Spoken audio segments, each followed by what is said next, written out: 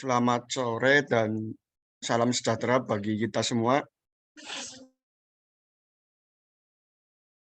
Pada Pak Fuad selaku dosen pengampu mata kuliah manajemen operasi, dan terima kasih juga pada teman-teman yang telah hadir pada sore hari ini.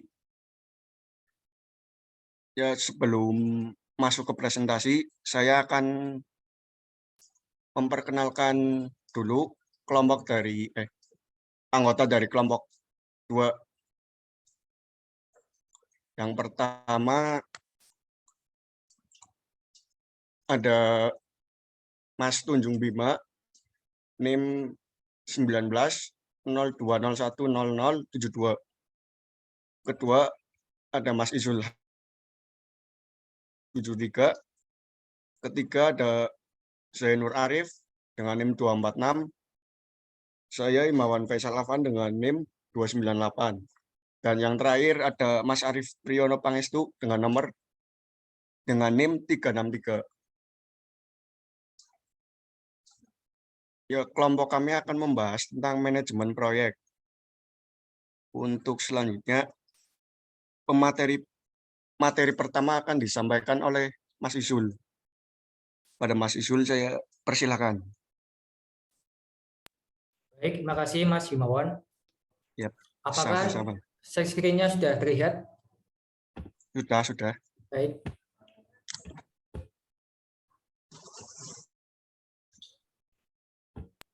Senane Izul siapa? Izul Haksabila. Izul Haksabila senane.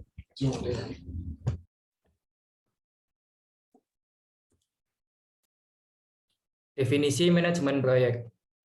Manajemen proyek merupakan disiplin ilmu yang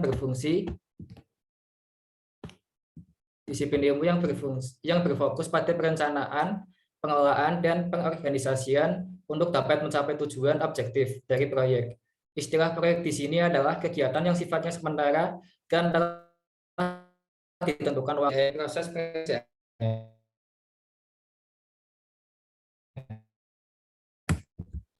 Perencanaan ini meliputi penetapan tujuan tim organisasi. 2. Penjadwalan. Penjadwalan ini meliputi menghubungkan orang, uang, dan persediaan untuk aktivitas tertentu dan aktivitas satu sama lain. 3. Pengendalian atau mengontrol. Ini meliputi memantau sumber daya, biaya, kualitas, dan anggaran revisi rencana, dan mengalihkan sumber daya untuk memenuhi tuntutan waktu dan biaya. Perencanaan proyek. Perencanaan proyek ini meliputi yaitu menetapkan tujuan, mendefinisikan proyek, membuat struktur rincian kerja, menentukan sumber daya, dan membentuk organisasi. Penjadwalan proyek. Penjadwalan proyek 1. Menunjukkan hubungan setiap aktivitas dengan aktivitas lainnya. Mengidentifikasi hubungan prioritas di antara kegiatan. 3. Mendorong pengaturan waktu dan biaya yang realistis perkiraan untuk setiap aktivitas. 4. Membantu memanfaatkan orang, uang, dan materi dengan lebih baik sumber daya dengan mengidentifikasi hambatan kritis dalam proyek. Pengendalian proyek. Pengendalian proyek ini meliputi 1, yaitu pemantauan ketat atas sumber daya, biaya, kualitas, dan anggaran. Memberikan umpan balik yang memungkinkan merevisi rencana proyek dan mengalihkan sumber daya, alat komputerisasi dengan menghasilkan laporan yang ekstensif. Materi selanjutnya akan dibacakan oleh Mas Arif. Saya Arif Pangestu akan melanjutkan materi pada kali ini, yaitu tujuan manajemen proyek. Menyelesaikan secara tepat waktu. Pada saat menyelesaikan sebuah proyek, waktu merupakan hal yang sangat dibutuhkan dalam mengerjakannya. Salah satu kunci keberhasilan dalam menjalankan manajemen proyek adalah dengan memberikan keyakinan terhadap pelanggan terhadap waktu yang sudah ditentukan dalam menjalankan manajemen proyek. Yang kedua, mengelola tim. Ketika menjalankan sebuah proyek, kualitas sumber daya manusia sangatlah dibutuhkan dalam melaksanakan sebuah proyek. Peran manajemen proyek yaitu menggerakkan setiap anggotanya dengan tujuan agar dapat melakukan perannya dengan baik dan memiliki kemampuan dalam mengelola sebuah proyek yang dikerjakannya. Mas,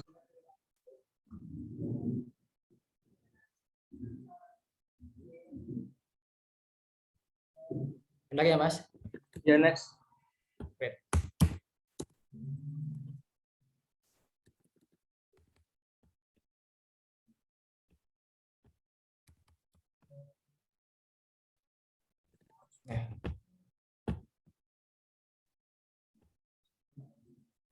Nah, udah, Mas? Yang ketiga yaitu menjaga kualitas. Kriteria proyek sudah barang tentu akan didefinisikan sejak awal oleh tim manajemen. Untuk mencapai sebuah goals dan objektif, maka setiap divisi perlu menjaga kualitas kerja dan efisien tingkat sumber daya yang digunakan. Yang keempat, menjaga anggaran. Pengelolaan dana atau biaya anggaran sangat penting untuk diketahui lebih awal. Agar manajemen proyek dihasilkan dapat terpenuhi dengan baik dan transparan, selanjutnya dapat menentukan jumlah alokasi, akan tetapi masih dapat mendukung kriteria proyek yang telah ditetapkan sebelumnya.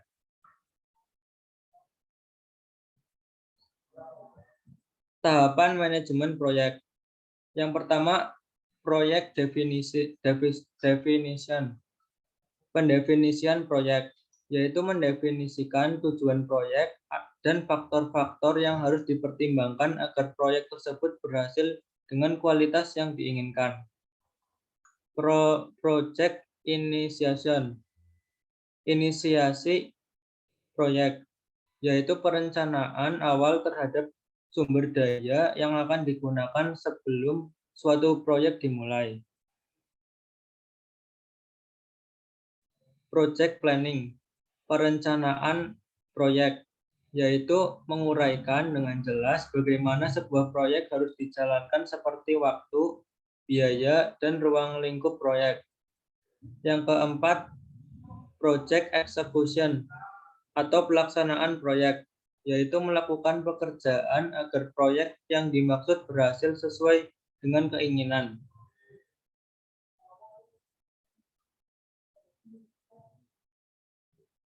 Kemudian project monitoring dan kontrol atau pemantauan dan pengendalian proyek, yaitu pengambilan langkah-langkah yang diperlukan sehingga pengoperasian proyek berjalan dengan lancar.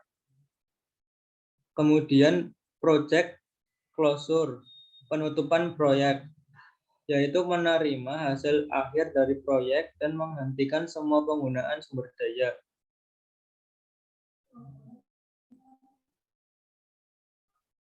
Slide selanjutnya diteruskan oleh Mas Zain.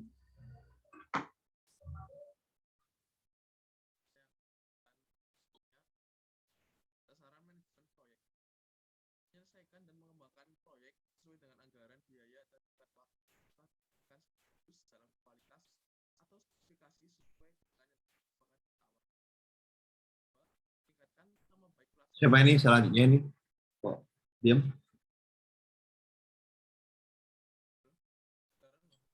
Mas Zain, ada Mas? Mas mic-nya belum di unmute kayaknya. Belum, nggak keluar suaranya, Mas. Ya, nggak keluar suaranya. Mic-mu ada masalah itu kayaknya.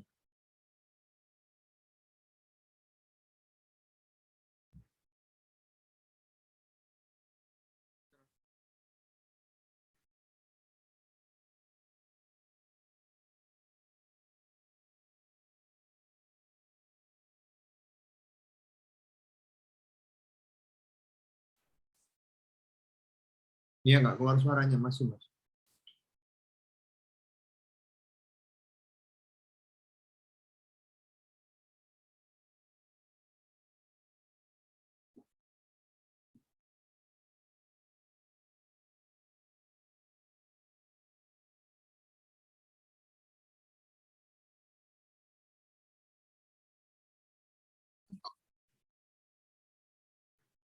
Halo, kedengaran, Mas?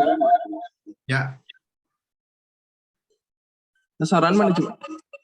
Tapi yang kalau kamu pakai dua peran, yang satunya dimatiin aja Mas volumenya. Sasaran manajemen proyek. Yang pertama, menyelesaikan dan mengembangkan proyek sesuai dengan anggaran, biaya, dan dengan waktu yang telah ditentukan sekaligus dalam kualitas atau spesifikasi sesuai dengan yang telah disepakati di awal. Yang kedua, meningkatkan nama baik pelaksanaan proyek berdasarkan kualitas hasil proyek. Yang ketiga, menciptakan suasana kerja kondusif untuk mendukung kelancaran aktivitas proyek. Hal ini meliputi ketersediaan keadaan, sarana, prasarana, dan keselamatan kerja. Dan yang selanjutnya, menjaga keharmonisan antar pihak dalam proyek, sehingga seluruh pihak terlibat akan memberikan yang terbaik untuk proyek yang sedang dijalankan. Next, Mas.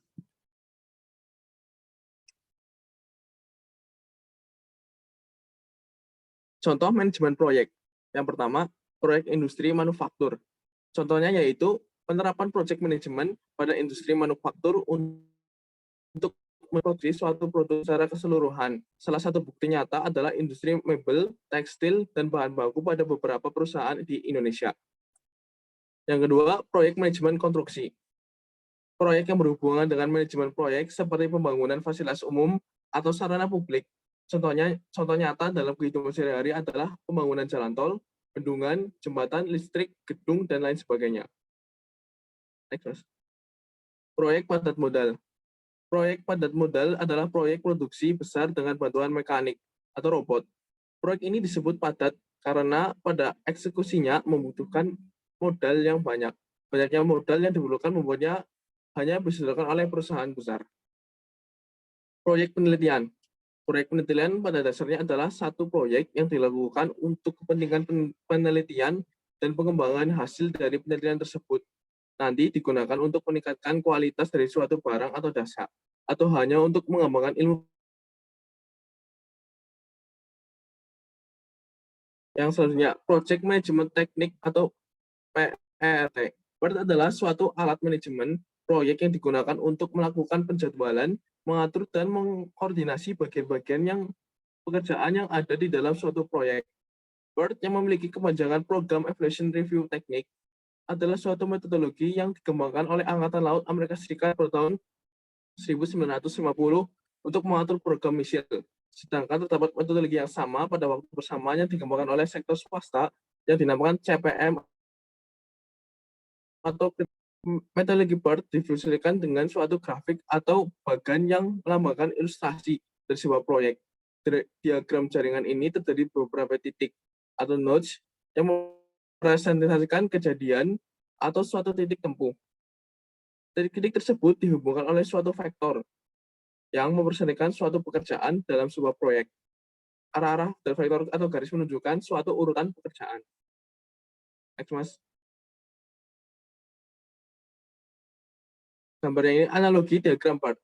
Dari gambar 1 dapat diamati bahwa setiap arah panah akan menunjukkan suatu urutan pekerjaan. Seperti pekerjaan 1 dilakukan terlebih dahulu atau start. Kemudian bisa dilanjutkan oleh pekerjaan 2, 3, dan 4. Setelah itu pekerjaan 5, 6, 7, terakhir dilakukan dan merupakan akhir dari sebuah proyek. Menunjukkan suatu keterkaitan antar pekerjaan yang tidak dapat dipisahkan. Keterkaitan itu dapat dilihat dengan suatu pekerjaan 2, 3, 4. Hanya dapat dilakukan jika pekerjaan 1 sudah selesai. Sebuah pekerjaan yang dapat dilakukan bersamaan dengan pekerjaan lain disebut juga sebagai pekerjaan paralel atau parallel task. Selain itu, terdapat juga sebuah aktivitas yang diwakili oleh garis putus-putus yang disebut dengan demi activities. Dari sebuah diagram PERT dapat digunakan untuk mengetahui suatu urutan aktivitas kritis atau aktivitas yang harus dilakukan sebagai prioritas utama, penjadwalan dengan aktivitas lain, dan jumlah pekerjaan yang dibutuhkan. Untuk materi selanjutnya, bisa dilanjutkan oleh Mas Tunjung.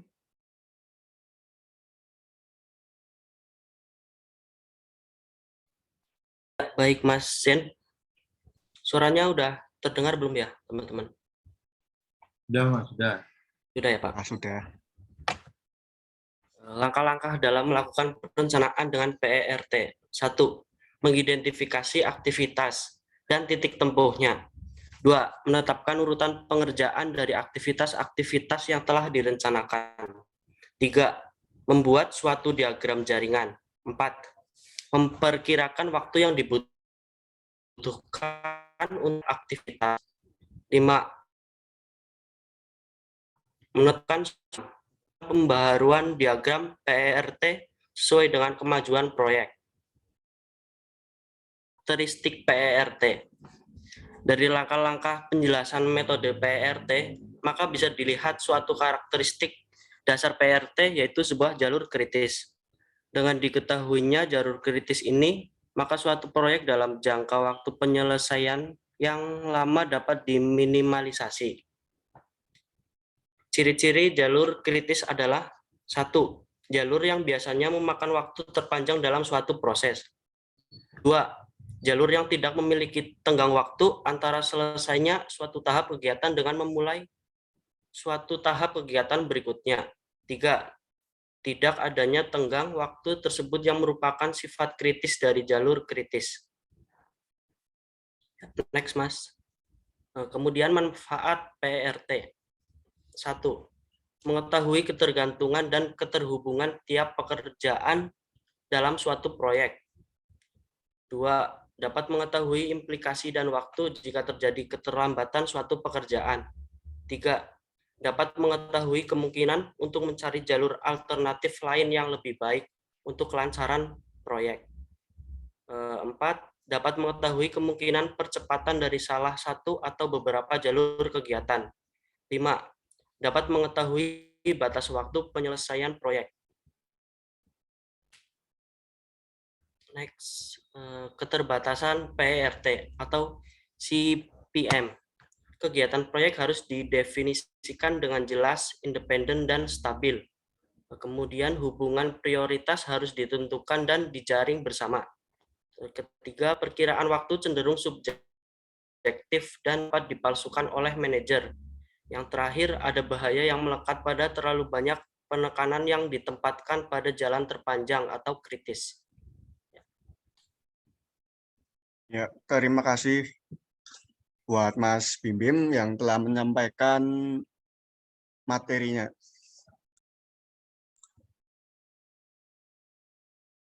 Ya, di presentasi sore hari ini yaitu manajemen proyek merupakan disiplin ilmu yang berfokus pada perencanaan, pengelolaan, dan pengorganisasian untuk dapat mencapai tujuan atau objektif dari sebuah proyek.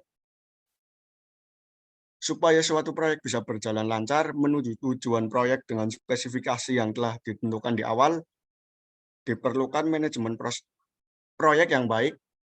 Pada proses ini, banyak hal seperti anggaran, tenggat waktu, dan lingkup proyek harus direncanakan. Ya, mungkin seperti itu yang bisa saya sampaikan. Selanjutnya, Dipimpin diskusi, Mas. Ada teman-teman yang nanya nggak? Iya. Tawarkan ke teman-teman. ya, untuk kami kelompok 2 membuka 2 sesi pertanyaan. Sesi pertama untuk 3 penanya dan sesi berikutnya untuk 2 penanya. Silakan bila ada teman-teman yang ingin bertanya. Izin bertanya, Mas.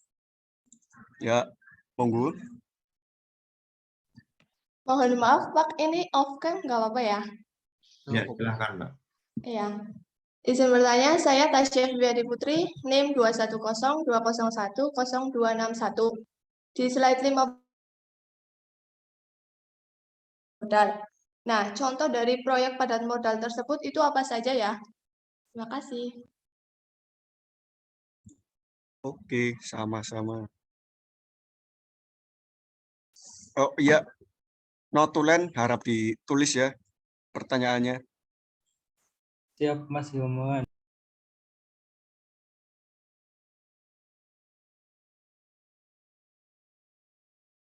Selanjutnya ada lagi teman-teman. Yang lain,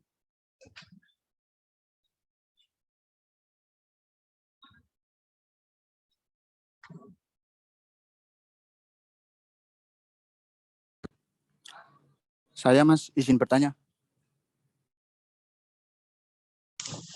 Sebelumnya saya Burhan Faisal Fajri, NIM 21020010264. Mau bertanya,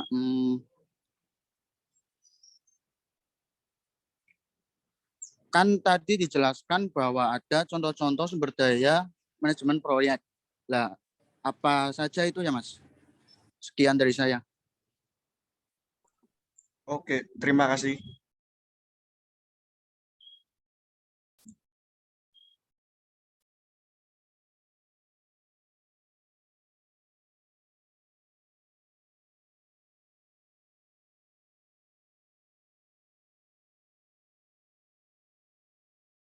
Satu lagi katanya tadi sesi pertama 3 pertanyaan.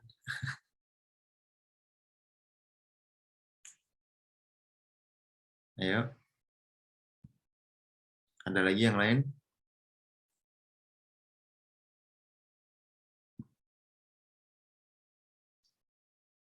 Izin bertanya. Oke. Ya, silahkan.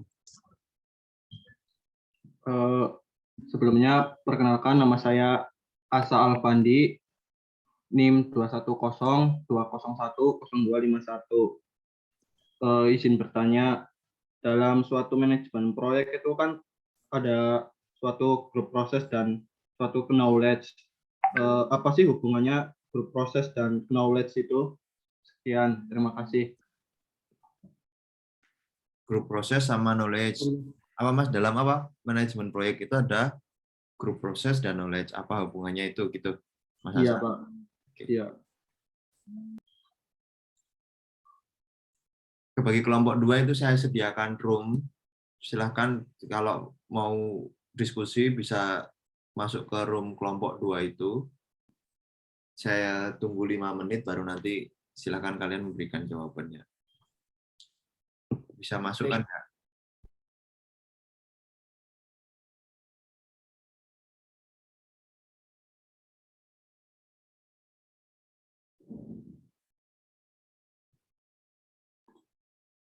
Baik, saya akan mengkonfirmasi pertanyaan yang tadi. Terdapat 3 penanya.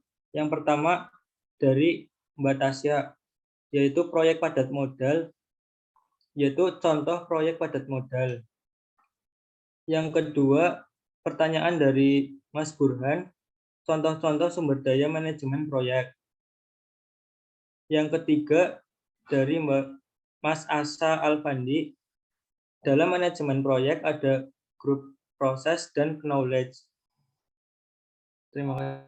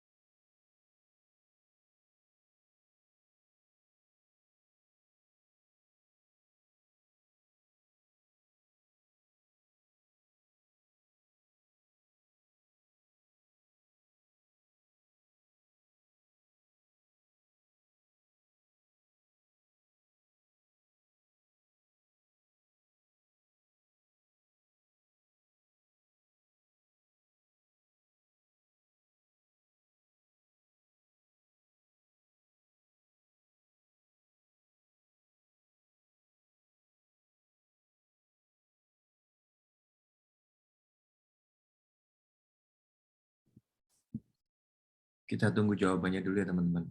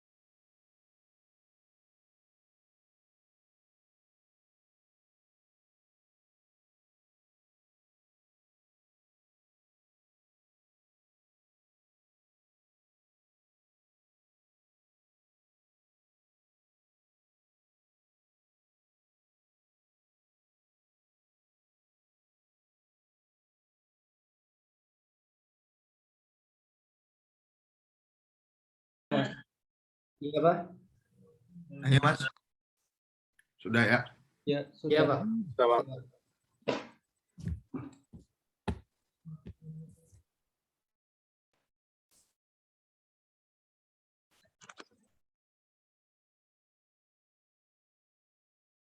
Ya, izin menjawab. Pertanyaan pertama dari Mbak Tasya, sebutkan contoh dari industri padat modal. Contohnya yaitu dari sektor usaha pertambangan seperti PT Freeport. Dan yang kedua dari sektor transportasi. Ketiga, ada dari industri alat elektronik. Ya mungkin itu saja yang saya sebutkan. Gimana, Mbak Tasya, ada tanggapan atau yang lainnya mungkin? Ya, sudah cukup. Terima kasih. Oke, sama-sama.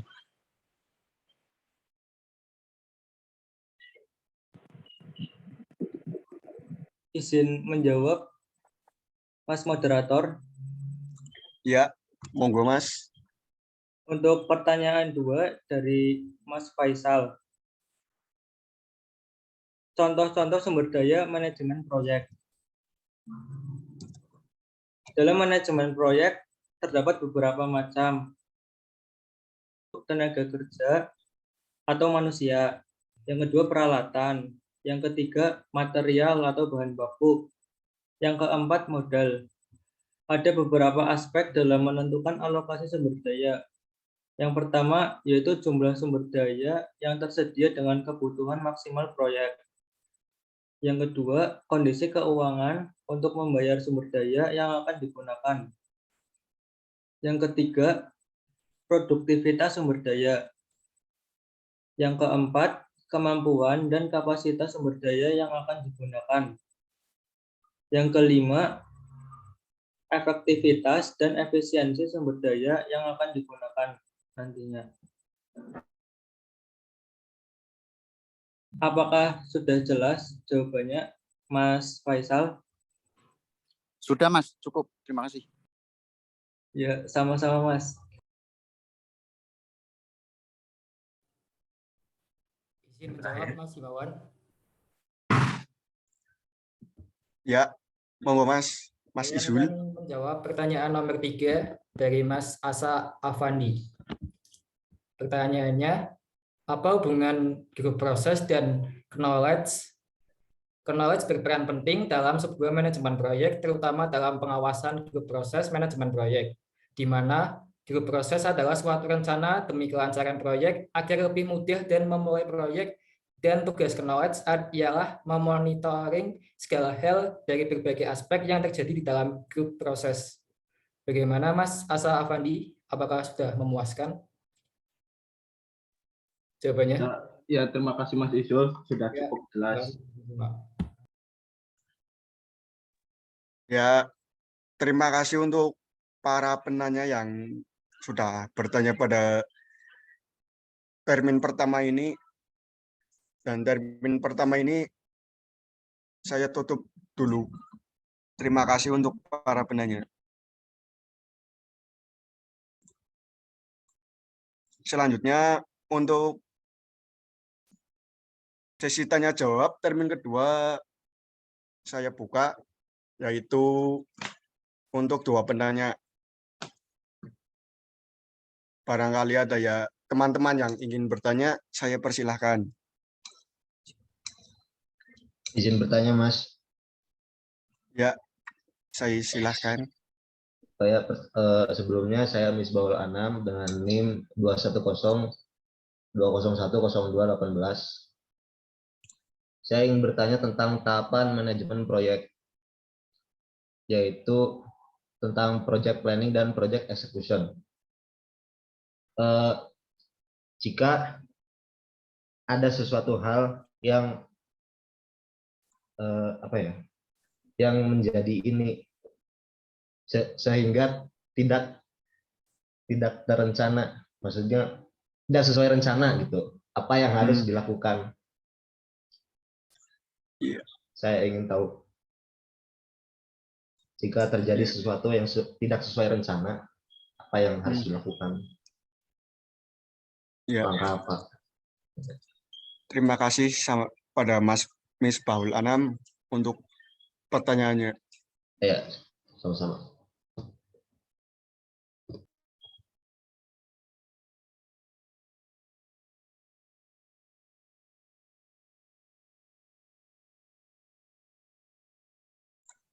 Nunggu satu lagi atau gimana Mas? Langsung didiskusikan dulu.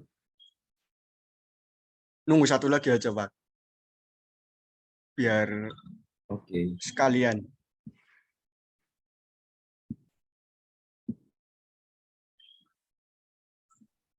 Ayo, silakan satu lagi. Ayo, barangkali ada yang ingin bertanya lagi.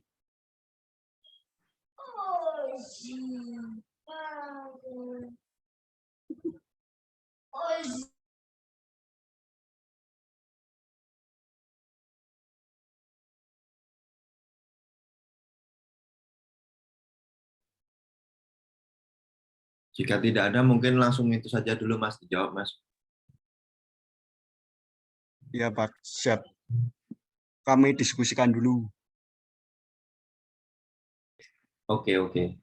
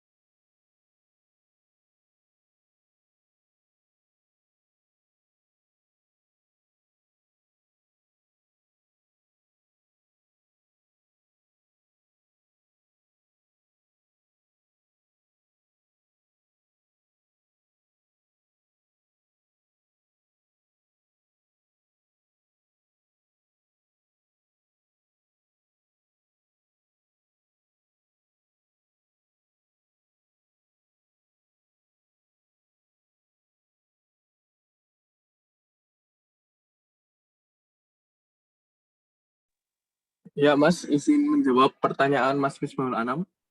Ya, monggo. Apa yang dilakukan agar dapat mengetahui masalah atau bisa juga mencegah saat melakukan manajemen proyek? Yang pertama yaitu pastikan untuk memiliki jumlah anggota proyek yang memadai. Pastikan juga setiap personel bekerja sesuai keahlian dan kemampuan yang sesuai dengan beban dalam proyek. Ketahui personality dan kemampuan masing-masing personel yang tergabung dalam proyek. Setiap orang bisa memiliki keunikan sendiri, oleh sebab itu pastikan supaya dapat menjaga pola pikir termasuk visi dan misi setiap personel. Selalu lakukan komunikasi antar personel. Apabila terjadi sebuah kendala, utarakan setiap persoalan di dalam proyek dan bersama carilah solusinya. Lakukan pengawasan menyeluruh dan pastikan semua berada di dalam kendali pimpinan proyek. Dengan demikian, maka manajemen proyek bisa berjalan secara optimal. Apakah jawabannya sudah memuaskan? Ya, terima kasih Mas, cukup puas. Ada tambahan dari teman kelompok yang lain? Dari teman-teman kelompok 2? Jika tidak ada, saya ingin menambahkan, Mas. Ya, Pak. Monggo, Pak. Saya ingin menambahkan pertanyaan terakhir aja ya, jika terjadi kegagalan. Teman-teman tadi kan di presentasinya kan ada diagram network, diagram jaringan, ya kan? Terus kemudian di situ juga ada pembahasan tentang jalur kritis atau aktivitas kritis kan? Nah, kenapa kita perlu mengidentifikasi aktivitas kritis sih? Itu kan pertanyaannya kan begitu. Nah, sebenarnya di PowerPoint tadi sudah ditampilkan juga gitu kan, bahwa jalur kritis itu jalur yang dimana waktunya itu paling lama untuk diselesaikan di dalam jaringan pekerjaan itu. Nah, kita mengidentifikasi jalur kritis agar kita tahu bahwa aktivitas-aktivitas yang dilewatin oleh jalur kritis itu, jika terjadi sesuatu pada aktivitas tersebut, maka itu akan sangat berdampak pada proyek yang berjalan. Maksudnya mungkin bisa molor lah waktunya, terutama dalam segi waktu ya, karena dalam jalur kritis itu yang dinilai adalah waktunya. Jadi jalur kritis itu satu, dia adalah waktu terlama dalam menyelesaikan proyek. Dengan mengetahui jalur kritis, kita tahu kapan kita akan menyelesaikan proyek dan berapa lama kita bisa menentukan agar itu masih dalam tahap wajar atau aman. Misalkan dalam proyek itu sesuai dengan jalur kritis, dia selesai selama 2 minggu. Nah, teman-teman mungkin bisa mengukur resiko, apakah ini benar-benar 2 minggu dan lain sebagainya, berdasarkan yang ada di lapangan. Tapi estimasi di dalam jalur kritis itu adalah 2 minggu. 2 minggu selesai. Nah, kalau terjadi sesuatu pada jalur kritis, maka waktu ini kemungkinan akan molor. Gitu kan. Jadi, kita benar-benar perhatian kita itu benar-benar diarahkan kepada jalur kritis agar aktivitas yang dilalui oleh jalur kritis itu tidak boleh ada yang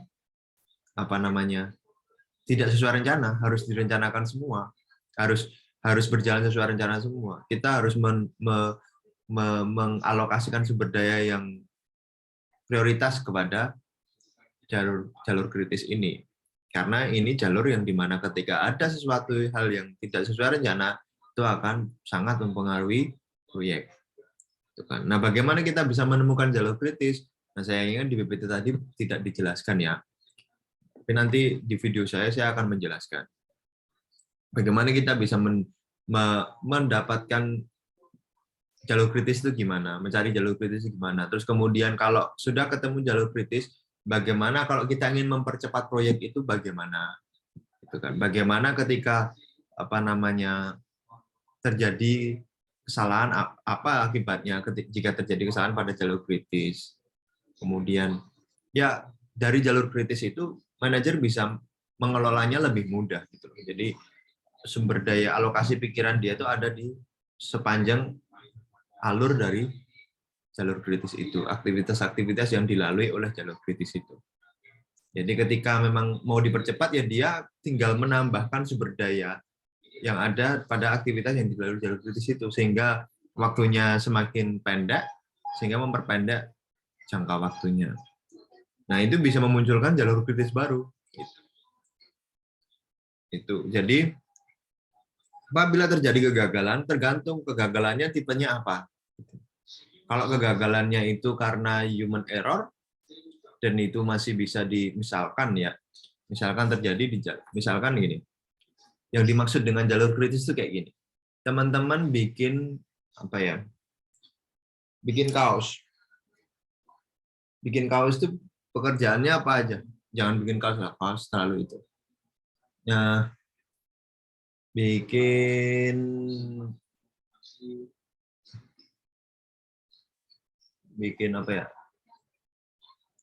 kopi lah. Bikin kopi. Kopi itu dari di roast. Kemudian kalian harus nyiapin ini dulu. Jadi dari roasting, kemudian apalagi itu? Diproses oleh mesin. Terus kalian sudah nyiapin gelas. Kemudian kalian nuangin UHT. Terus dikasih apa? Itulah. Ya, itu kan selama roasting sama diproses sama mesin itu, kalian bisa ngelakuin hal yang lain kan? Ya enggak? Nah, hal yang lain ini kan waktunya bisa jauh lebih lama daripada roasting sama processing-nya mesin ini. Misalkan kalian harus menyiapkan gelas, kemudian menyiapkan susu, ngasih susu, itu waktunya 3 menit. Roasting sama processing ini waktunya 2 menit. Itu kan. Nah, yang dimaksud jalur kritis berarti jalur kritisnya itu ada di mana? Yang ada karena waktunya itu 3 menit, ya ada yang menyiapkan gelas dan susu tadi itu. Karena dia di 3 menit. Setelah itu barulah dia menghias. Misalkan ada hiasannya. Hiasan itu 2 menit. Jadi, hal yang perlu diperhatikan oleh manajer adalah tentang si baristanya. Baristanya itu konsisten nggak 3 menit terus. Gitu kan. Kalau dia nggak 3 menit, misalkan 5 menit, berarti pelayanannya sudah berubah, waktunya sudah berubah. Jadi tergantung dengan jenis kegagalannya. Nah, sedangkan kalau misalkan roasting sama processingnya tadi itu macet setengah menit, masih aman karena dia harus menunggu 3 menit juga gitu loh. Pekerjaan yang lainnya kan 3 menit, itu 2 menit. Jadi nanti saya penjelasan lebih detailnya ada di video. Jadi itu saja. Jadi kegagalan pun itu tergantung dengan jenis kegagalannya. Tapi kalau kegagalannya karena misalkan kalau proyek konstruksi itu adalah bencana alam, ya kita nggak bisa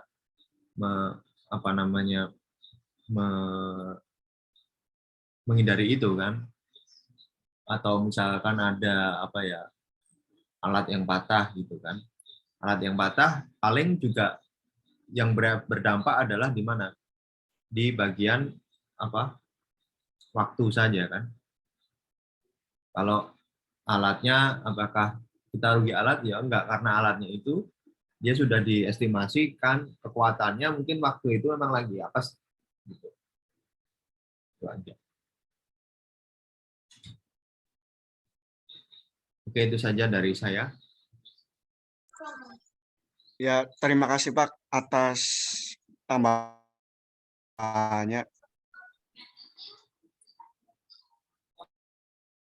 Ya, barangkali ada teman-teman yang ingin bertanya lagi, masih bisa mungkin.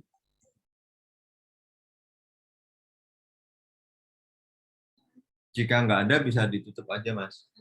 Udah 4 pertanyaan, udah lumayan.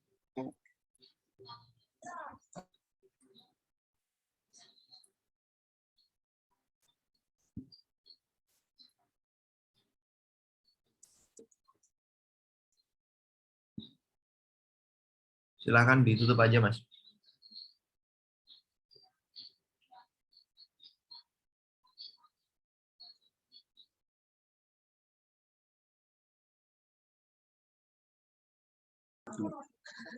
Ya, apabila tidak ada pertanyaan lagi, mungkin presentasi pada sore hari ini saya tutup dulu. Sekian dari kelompok kami. Apabila ada kesalahan atau kekurangan, saya mohon maaf. Billahi taufik wal hidayah. Wassalamualaikum warahmatullahi wabarakatuh. Waalaikumsalam warahmatullahi wabarakatuh. Ya, terima kasih kelompok 2 yang sudah menjelaskan atau mempresentasikan materi hari ini. Terima kasih atas persiapannya. Saya rasa sudah cukup baik ya. Cuman tadi itu kurang contoh aja di bagian diagram jaringan. Kalau ada contohnya akan lebih memudahkan pemahaman teman-teman. Terus kemudian saya ingin menyampaikan ini teman-teman. Saya nggak tahu ini sudah saya sampaikan atau belum ya. Ya kalau sudah ya nggak apa-apa lah. Jadi kan kemarin itu saya berikan link PowerPoint untuk ini ya, buku pegangan yang buku referensi saya kan ada PowerPoint-nya. Nah, itu kan link PowerPoint-nya ada di folder Google Drive itu. Nah, teman-teman silakan ambil bahan dari situ aja. Jadi standar presentasi bahan apa aja yang akan dibahas ada di situ. Silakan teman-teman ambil dari situ. Yang penting teman-teman sudah merubah layout-nya aja. Gitu. Terus kemudian sudah ya.